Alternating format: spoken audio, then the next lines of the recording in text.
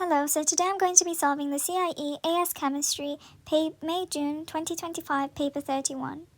Okay, so the first question is asking us to determine the percentage purity of a sample of calcium carbonate by reacting it with excess hydrochloric acid and measuring the volume of carbon dioxide produced. They have used Fa1 to represent impure calcium carbonate and Fa2 to represent 0.5 moles per decimeters cubed of hydrochloric acid. And they have given us the following method. First, we have to weigh the container with the Fa1. So our Fa1, like we just said, is our calcium carbonate, our impure calcium carbonate. Alongside its container, we're going to weigh that on a mass scale and then record the results for that. Then it says to fill a tub with water to a depth of approximately 5 centimeters cubed. So really, this tub should contain 5 centimeters cubed of water. Then it says to fill a 250 centimeter cube measuring cylinder completely with water and hold a paper towel firmly over the top. So this is all filled completely with, again, water.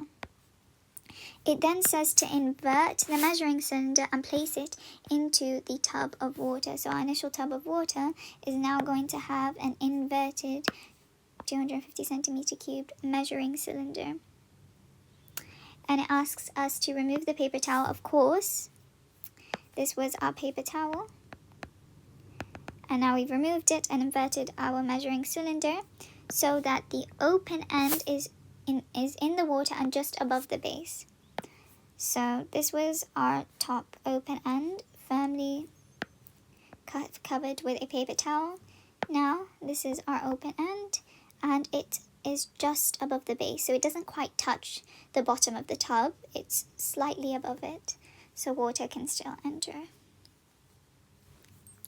Then it says to use a 50 centimeter cube measuring cylinder to transfer 50 centimeters cubed of Fa2 into a flask labeled X. So our Fa2, or our hydrochloric acid, is then added, 50 centimeters cubed of it is added into flask X.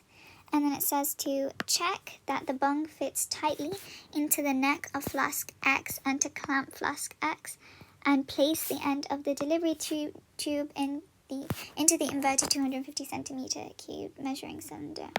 So this is our flask, these are clamps, and this is our bung. Actually, let me just...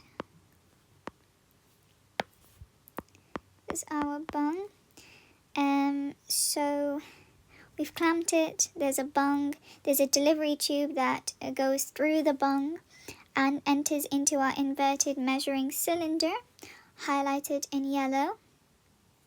We're then asked to remove the bung from the neck of the flask. Remember, this flask contains hydrochloric acid. And then we are told to tip all of Fa1, our initial Fa1, right here, into the flask once we've removed the bung, and then to immediately replace the bung so that no gas escapes, because when we add our calcium carbonate to our hydrochloric acid, they're going to react and they're going to produce gas, and we're trying to measure the volume of this gas, and if any of it escapes, we're not going to have an accurate volume. It then asks us to remove the flask from the clamp and swirl it to mix the contents. So we're just going to remove this and give it a little swirl so that we are mixing and evenly distributing the calcium carbonate and the hydrochloric acid so we get an even spread and accurate results. It then says to replace the clamp and leave it until the fizzing stops. The fizzing stop indicates all gas is produced and there is no more reaction taking place. The reaction is over. And then it asks us to weigh the container with any residual Fa1. So basically, at the beginning right here, when we transferred our Fa1 over here, we may have left a little bit of Fa1 in the container.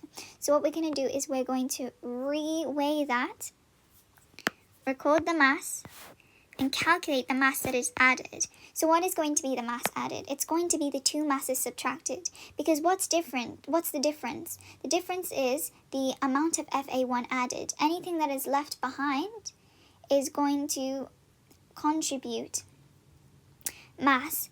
And so instead of taking the initial mass and subtracting it from the weight of the container, we subtract before and after of the masses of both the container and the FA1, so we know exactly how much FA1 has been transferred.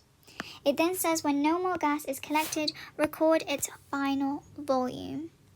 Because obviously the measuring cylinder would have graduations, and we can see as the bubbles displace the water, the final volume of gas. Okay, so now that we've gotten a grasp of the method, we now need to record our results. Now, to determine how many columns we need to check for the number of times they've mentioned the word record or calculate. So the first time they mention it is here, record the mass of the container plus the FA1.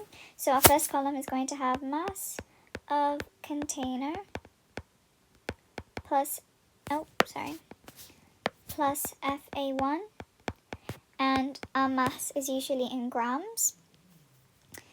Then down here it also says to record the mass of the container plus the residual FA1.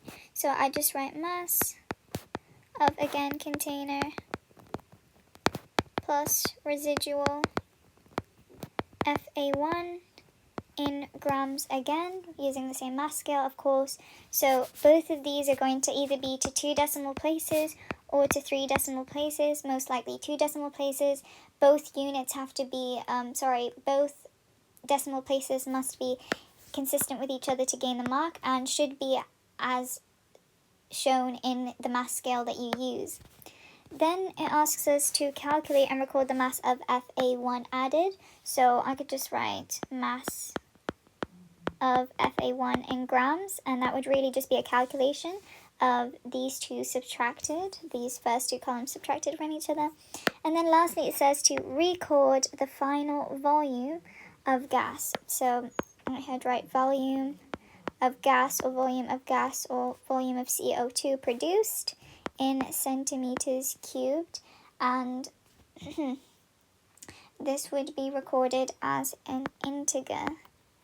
This would be to 2 decimal places, and this would be an integer, because you can't really determine decimal places with a measuring cylinder. And obviously you would input your results into that. So you'd get 1 mark for the headings plus the correct units, and there'd be 4 of them as shown. And then you'd get 1 mark for the number of decimal places being consistent, for the mass being correctly calculated, and for the volume of gas being an integer. And then you'd get your 3rd mark for the volume of gas being in the correct range. So that would be your 3 marks right here. So I'm going to produce some data that would match up with what is expected of us. But since I don't actually have the setup to conduct this experiment, I'm going to have to carry out some calculations so that everything aligns with the mark scheme. Okay, so now I've added my data, and I've given us a value of 200 centimeters cubed. Any answer within the range 90 to 210 centimeters cubed would earn you your 3rd mark. It then asks us to calculate the number of moles of carbon dioxide collected. So given that based on my data we found 200 centimeters cubed of carbon dioxide on the inverted measuring cylinder, we know that 1 mole is equivalent to 24 decimeters cubed. So if we can convert our value into decimeters cubed, you can find the number of moles. So to go from centimeters cubed to decimeters cubed, you have to divide by 1,000. So we'd end up with 0.2 decimeters cubed. Therefore, the number of moles is going to be equivalent to 0.2 divided 24, which is going to give us 0.0083 to 2 significant figures. And then it asks us to deduce, meaning it can be deduced, or in other words, we can tell straight away, or with little calculation, the number of moles of calcium carbonate present in the FA1 used. So calcium carbonate in our equation is in a 1-to-1 molar ratio with carbon dioxide. So really, they should have the same number of moles. Any answers from 2 to 4 significant figures using the correct calculation would give you our 1 mark. Okay, so then it asks us to use our answer to BI, which we've just done, and the mass of Fa1 use them to calculate the percentage purity of calcium carbonate. So the formula for purity is the mass of the pure substance over the mass of the impure substance times by 100. Now we know we can calculate the mass of the pure substance using our moles times our molecular mass. So our moles we calculated in BI, it is our 0.0083, and our MR can be calculated by looking at the individual atomic masses using our periodic table, and we end up with 100.1. So if we just multiply 0.0083 times 100.1, we end up with 0.83 grams to 2 significant figures. So 0.83 here at the top. And then our Fa1 was 1 gram. So we just divide that by 1 and then times it by 100. And we end up with 83% purity to 2 significant figures. They then tell us that a student carries out the experiment except using 25 centimeters cubed of 1 mole per decimeter cubed of hydrochloric acid. The mass of Fa1 is unchanged, and they want us to tick the row that correctly determines what effect this would have on the percentage purity of calcium carbonate. Now, I've calculated the number of moles in both cases, so we initially in this experiment had 50 centimeters cubed of 0.5 moles per decimeters cubed. However, now the student has used a lower volume but a higher concentration. So what would this do to the percentage purity? Well, if you have a higher concentration, you're probably going to have a faster reaction.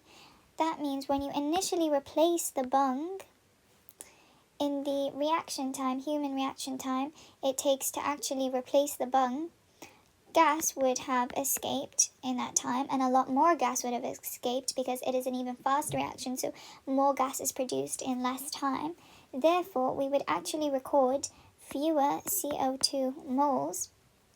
And remember, the CO2 moles were equivalent to the calcium carbonate moles, which would mean we'd have a lower pure value, which over the impure value would give our percentage purity. And when this numerator is decreased, so is the overall outcome. Therefore, our percentage purity calculated would decrease, and that is because we have collected a lower volume of gas because more has escaped, and this is due to the initial reaction rate being greater. So you would need to mention all of this. Collected a lower volume of gas, and the correctly ticked box is 1 mark, and the fact that more gas has escaped due to the initial reaction rate being greater is our 2nd mark. This time it says the student repeats the method, but the hydrochloric acid is not in excess. State an observation that would show that this acid is not in excess. So if we don't have acid or the HCl in excess, there will still be some solid left over. So what we could write here is calcium carbonate remains, or some of it remains. That is because there's not enough HCl to react with all of the acid. Therefore, a bit of residue is left behind. Then it asks us to explain what effect this would have on the percentage purity, if any, of calcium carbonate, calculated in BI. So, like I just said, not all of the calcium carbonate has been reacted. So, what would happen is less volume, again, of gas collected, because less has been produced, less reaction. And this would result in fewer moles of CO2, thus fewer moles of calcium carbonate. Thus, like we said, percentage purity would be less. You need to mention that percentage purity is less and that the volume of gas collected is less for your first mark. And then you need to mention that the purity is again less and there are fewer moles of calcium carbonate for the second mark to gain your full 2 marks. Okay, so now we're going to try and determine the percentage purity of another sample of calcium carbonate using titration. It involves 3 steps this time. So step 1, we have a known mass of the same impure calcium carbonate, Fa1, is going to be reacted with an excess of hydrochloric acid to form Fa3. So our products are our Fa3, our aqueous calcium carbonate, calcium chloride, and our water. Obviously, our carbon dioxide is going to escape because it's a gas. Then step 2, we're going to dilute the products of step 1. So Fa3, including our excess acid, is going to be diluted to a known volume. And then we're going to carry out a titration, and from that we're going to find how much of this acid remains from step 1. Okay? So, Fa3 has been prepared by reacting 19 grams of Fa1. So 19 grams of calcium carbonate. And using 250 centimeters cubed of 2 moles per decimeters cubed of hydrochloric acid, and the Fa5, which will be mentioned in later steps, is of 0.09 moles per decimeters cubed of sodium hydroxide, and then Fa6 is bromophenol blue indicator. So let's take a look at steps 2 and 3 so we can better understand what these 2 statements mean. Okay, so step 2 says to take a 25 centimeter cube pipette of Fa3. So Fa3, which is our what? It is our calcium chloride and our water. And place our Fa3 into a 250 centimeter cubed volumetric flask. Then make the solution up to 250 centimeters cubed using distilled water to make it up to that 250 centimeter cube mark. And then thoroughly mix the contents, and this even distributed solution that we end up, which is a mix of Fa3 and water, is now our Fa4. And it's just a diluted version of our Fa3. It's basically this. Then step 3 asks us to fill the burette with Fa5. Our Fa5 is our sodium hydroxide. And it says here that we have 0.09 moles per decimeters cubed of it, and it's just filled with sodium hydroxide. Okay. Then it says to rinse our pipette, this pipette, and with distilled water. Just rinse out that initial Fa3 solution, and then fill it with Fa4. So this solution we ended up making in our volumetric flask, which we then transfer to a conical flask. So now we end up with a conical flask with 25 centimeters cubed of Fa4. And then it says to add several drops of Fa6. Our Fa6 is our bromophenol blue indicator. So just a few drops using a dropper. And then it asks us to perform a rough titration and to record our readings in the space below. So again, this is our Fa4, our diluted solution of our products, water and calcium chloride, and a sodium hydroxide solution in our burette. Titration, figure out the moles, work backwards to find the calcium carbonate mass, then percentage purity. Or the pure mass, sorry. Okay, so Then if we continue down, it says to carry out as many accurate titrations as you think are necessary, and then to record the results showing the precision of your practical work, and then record in a suitable form in the space below all your burette readings and the volume of FA5 added in each accurate titration. So they have given us what we need for our table: burette readings and the volume of, or basically the titer.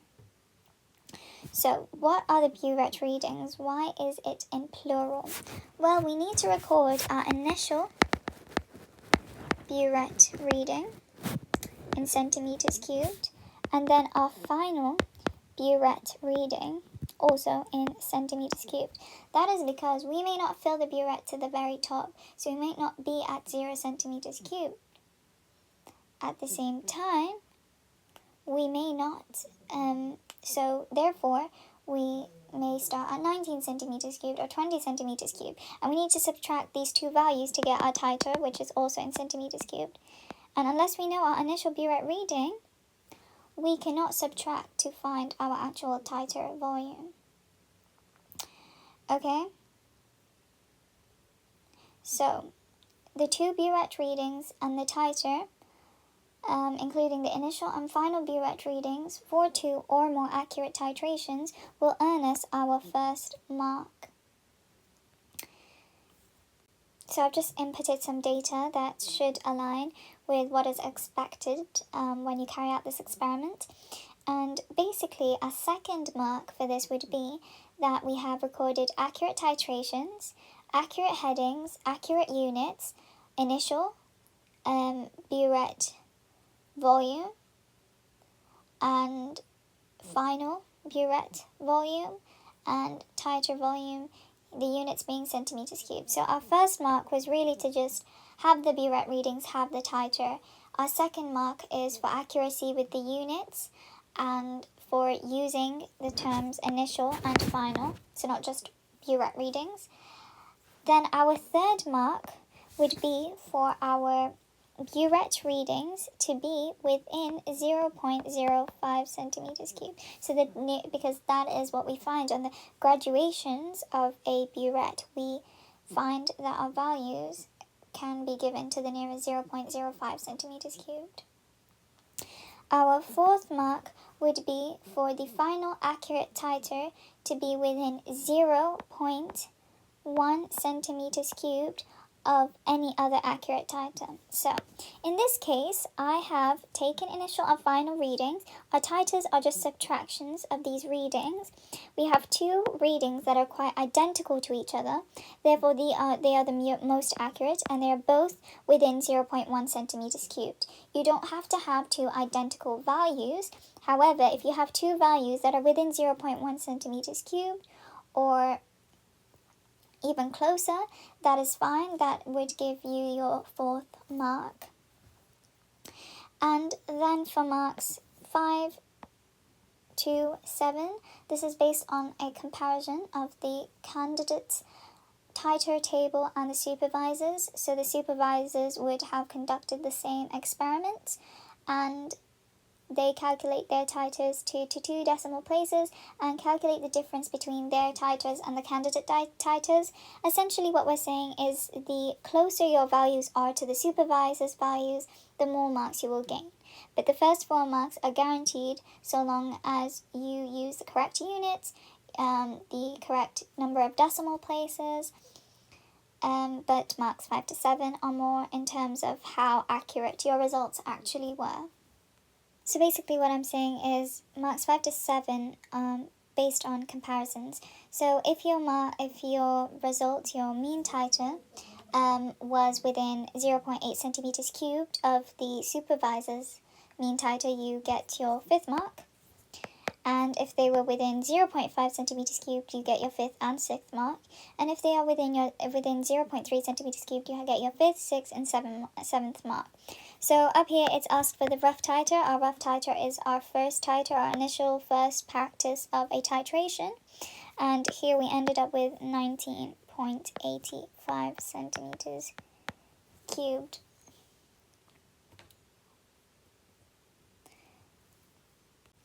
Now it's asking us to calculate the suitable mean value. So I put this up here, but really it should be down here. Our mean value is value 1 plus value 2 divided by 2. And by values 1 and 2, I mean our most accurate values. Our closest values to each other.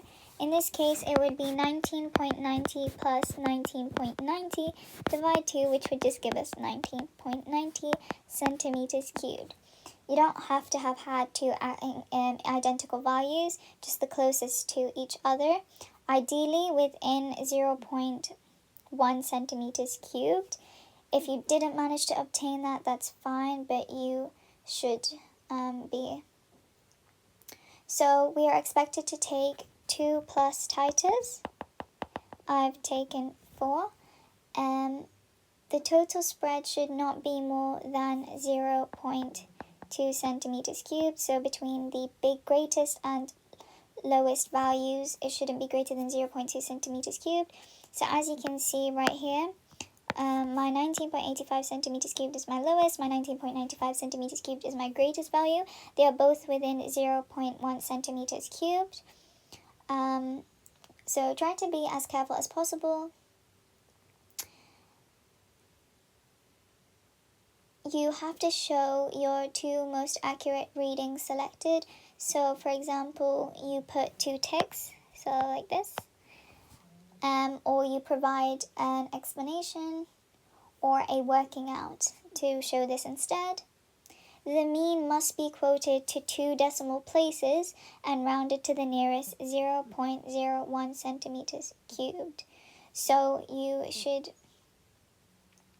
basically just round up or round down accordingly so that you end up with a 2 centimeter cubed value, even if you ended up with a 3 decimal placed, did I say 2 centimeter cubed? To end up with a 2 decimal place answer, even if the mean you ended up with was a 3 decimal place answer, for example. Okay, so part C wants us to carry out some calculations and give our answers to an appropriate number of significant figures. The first part asks us to calculate the number of moles of sodium hydroxide in Fa5 in B. So really, at the start, they did mention the concentration of sodium hydroxide used in Fa5, and that is 0.09 moles per decimeters cubed. To find the number of moles of sodium hydroxide that reacted, we'd use our titer volume, the volume of sodium hydroxide used up, times our concentration, because the number of moles equals, I have it written over here, the number of moles equals the concentration times the volume, which is our 19.90 centimeters cubed, our mean titer. So 19.90 centimeters cubed divided by 1,000 to give our decimeters cubed gives us 0.0199 decimeters cubed. 0.0199 times 0.09 gives us number of moles of 0.00179 to 3 significant figures. 3 to 4 significant figures is acceptable.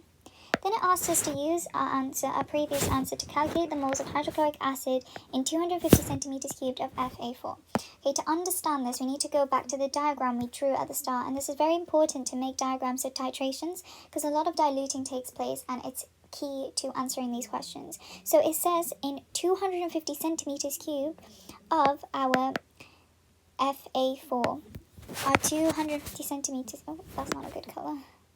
Sorry, let's use this color, yeah. 250 centimeters cubed of our Fa4, so all of this.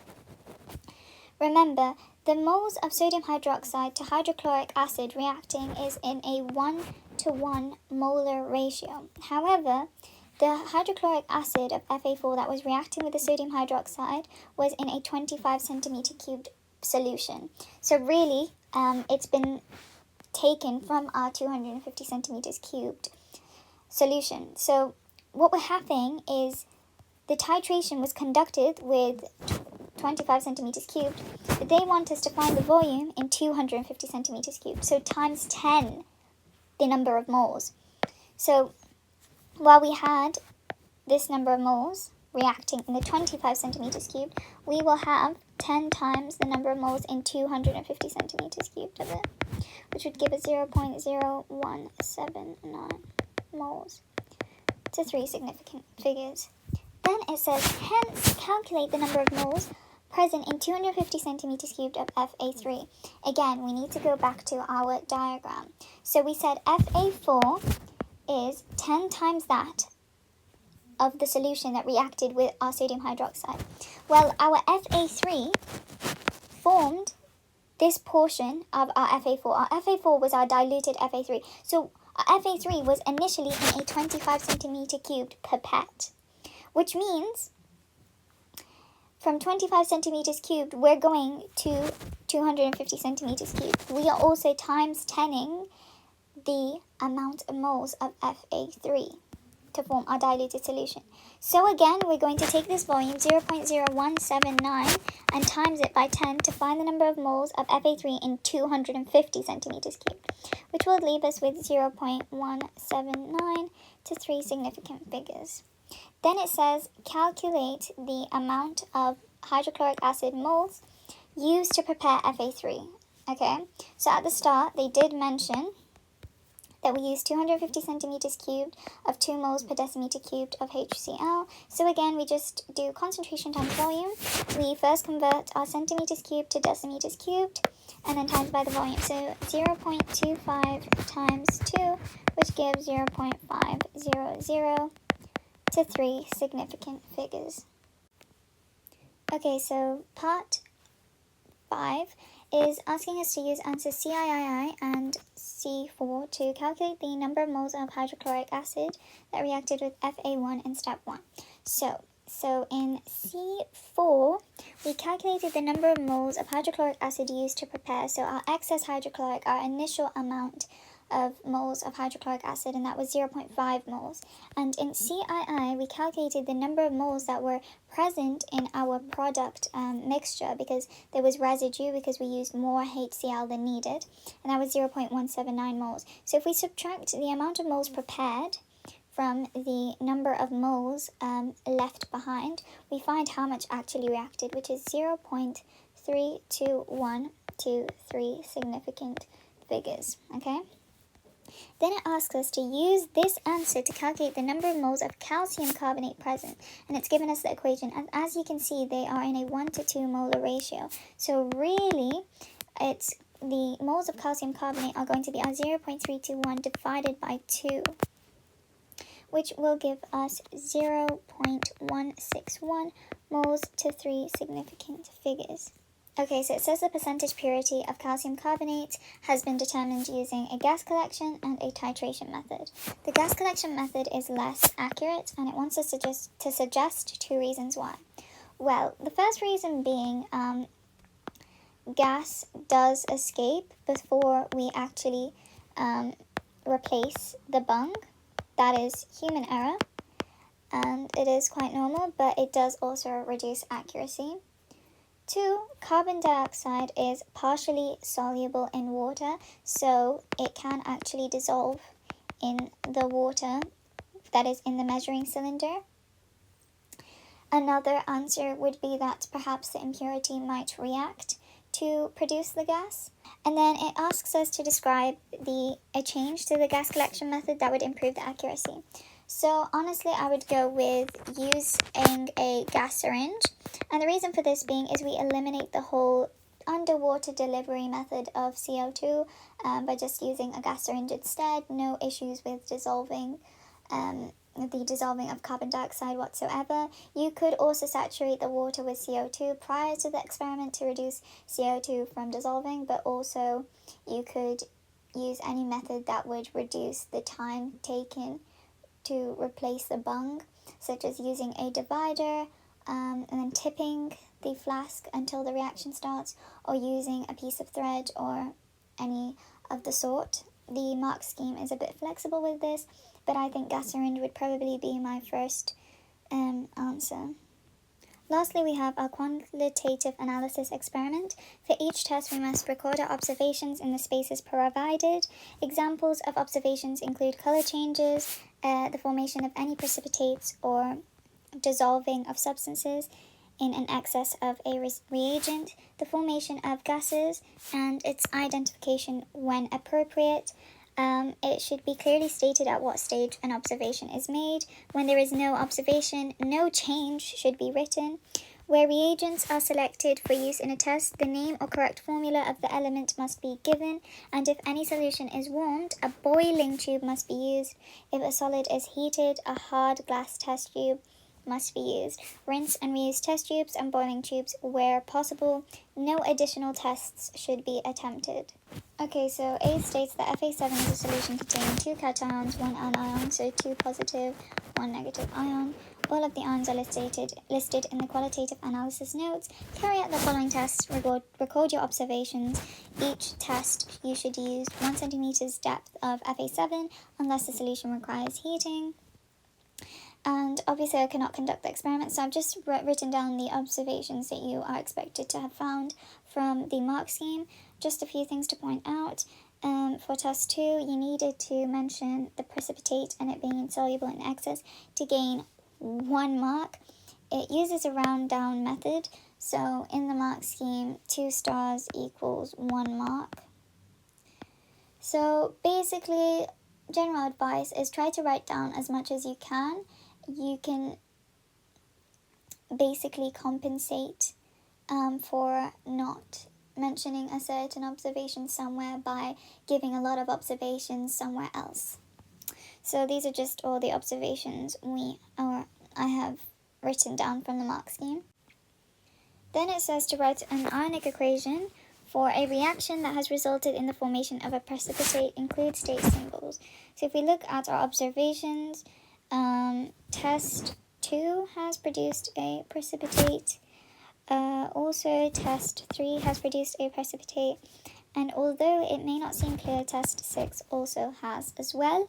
And let's just take a quick look. So what's happened in test 2? We have ended up with a pale blue precipitate that is insoluble in excess when we react with sodium hydroxide.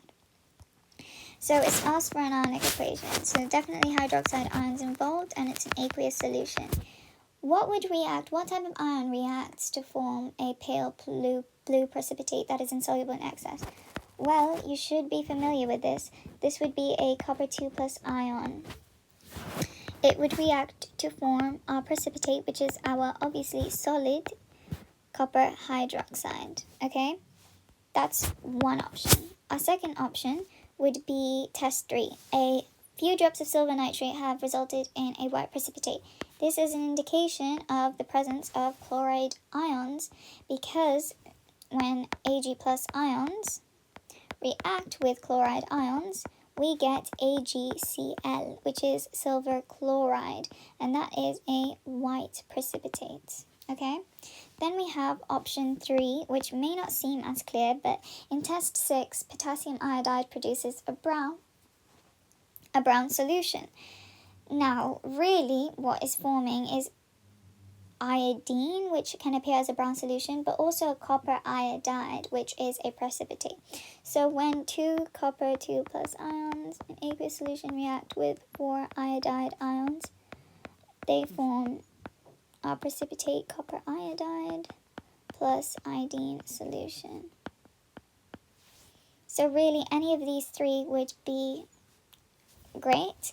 I think number 2 would probably be the easiest one to go with. Then just 3 I's, asks us to give the formula of each ion present in Fa7. If you cannot identify an ion, write unknown. Okay, so I think we've already determined that we have chloride minus ions. That's a negative ion, so it's an anion. And we have certainly found that there are copper 2+ ions.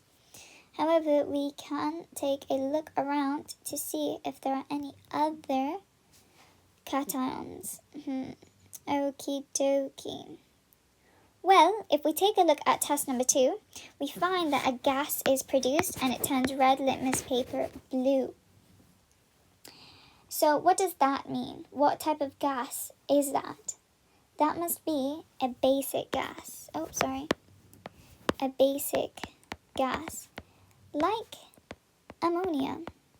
Now we know that the standard test to check for ammonium ions, NH4 plus ions, is to heat with sodium hydroxide, and if ammonia is produced, the gas would turn red litmus paper blue. So really, when you're conducting this experiment, you see bubbles, you can use litmus paper to further test this gas. So we know that there are now NH4 plus ions as well. So there you have it. Okay, so then it says Fa8 is an anhydrous sodium compound. Transfer a spatula measure of Fa8 to a hard glass test tube to heat it. To heat the test tube gently at first, then more strongly until no further change occurs. Record your observations. So basically, you should find condensation or water vapor forming at the mouth of the test tube. Then II says that Fa9 provided is a sample of the residue obtained from heating Fa8 to a 2 centimeter depth of nitric acid in a test tube. Slowly add a small measure of Fa9 and record your observations. Basically, when you add the nitric acid, you should see some fizzing or some effervescence. That would give you your first mark. And 2, you need to further investigate. Whenever you have gases producing, you need to further investigate these. And really, when you do provide lime water, you will end up with a white precipitate. And then it asks us to just use the formula of Fa8. Well, it's given white precipitate with lime water, and effervescence must mean there's a gas, and we know that bubbling the gas through lime water to give a white precipitate indicates a positive result for the presence of CO2 gas, which means it has been obtained from a carbonate compound. So we do have CO3 2 minus ions, and they've mentioned it's a sodium compound, so it has sodium ions. This must mean that our Fa8 is a sodium hydrogen carbonate compound. Now, just to provide some further clarification, sodium carbonate is not Fa8 because while both sodium carbonate and sodium hydrogen carbonate will produce effervescence with nitric acid, only sodium hydrogen carbonate will form condensation water vapor. I mean, if you think about it, there's hydrogen present in sodium hydrogen carbonate, so water vapor, where would that water come from? So that's the clear distinctive feature. So only sodium hydrogen carbonate will have both condensation form and CO2 produced with our acid. And so there you go.